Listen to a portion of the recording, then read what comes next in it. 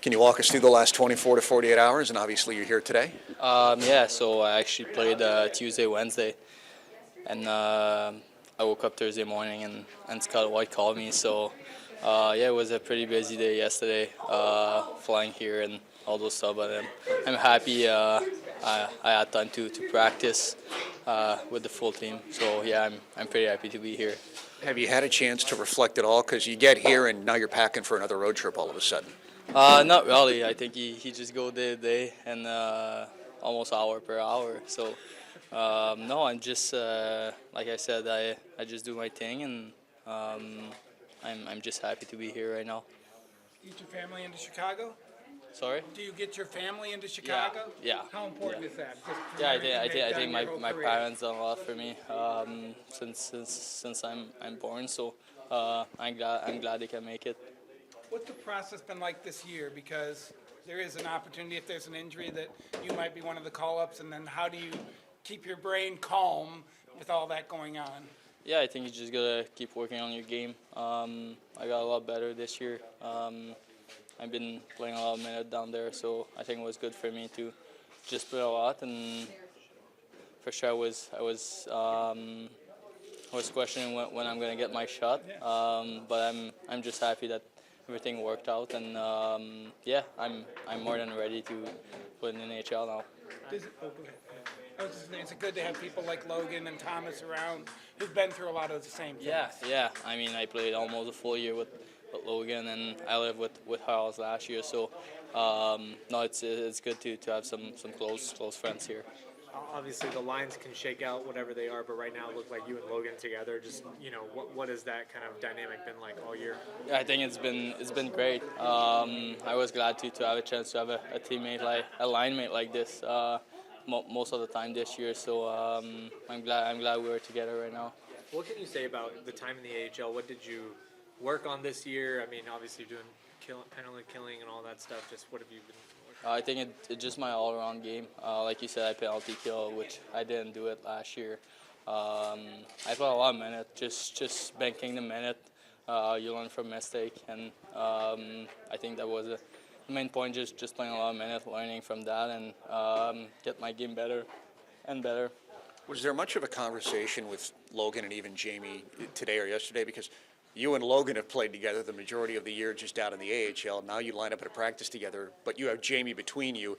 Is there a conversation, or is there a bit of a dynamic that you need to figure out there? I think we'll see out there. We have not really talked together as a line so far, but it's two great players, so I'm pretty sure we're gonna find each other on the ice. When you haven't been on the ice, what's it been like watching Logan the last month and a half?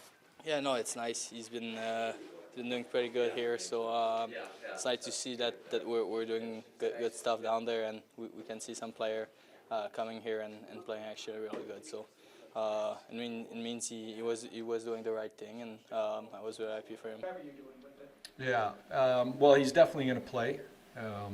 We haven't finalized any of those decisions yet.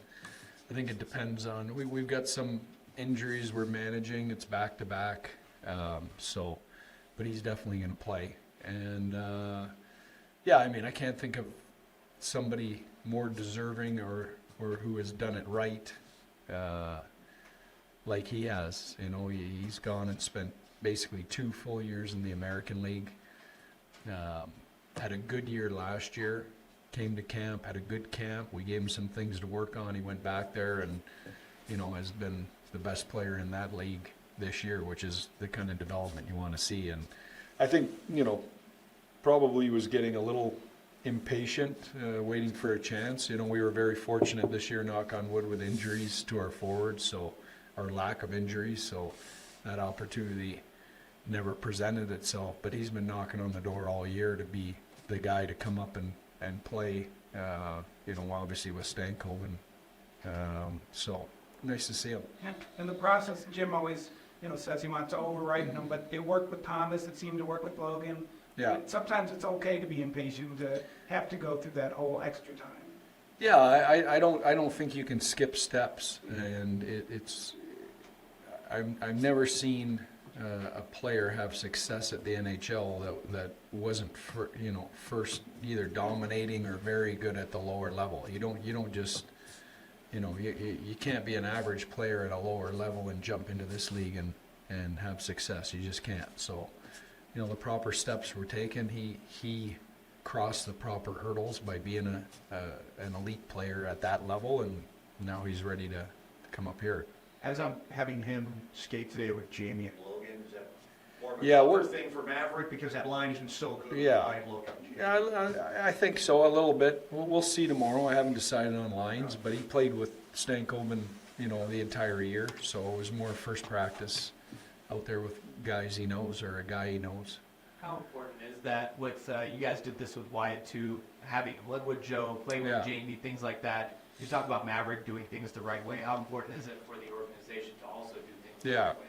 Yeah, I think it's critical. I think the table for success is set by all those little things, I think. The ones in the player's control, but also in the organization's control. And, I think you try and do all those things right. When I was up in Traverse City, he was their number one penalty killing forward. Is it interesting that as a leading scorer, he seems to have other Yeah. attributes that you could use up and down the lineup? Yeah, I think Mavericks. When I talk about Mavericks scouting report, I wouldn't call him, a one-dimensional offensive player. I think his strengths probably lie probably a lot like Wyatt Johnson, and he's got a conscience defensively away from the puck. He's got good hockey sense. He can kill penalties, and be in those defensive situations, and is comfortable. So, that's always nice from a coaching perspective. I asked this a few weeks ago as well, but why do you think that these young players, Wyatt, Thomas, are able to come into your system and have success that they have instantly? Given Yeah. it usually is a little bit more of a transition. Yeah, it's a good question, Saad. I mean, our systems are simple. We don't have multiple forechecks or neutral zone transition schemes, or we've got a foundation that is fairly simple, and I think with the idea of taking away players overthinking, which I think slows them down.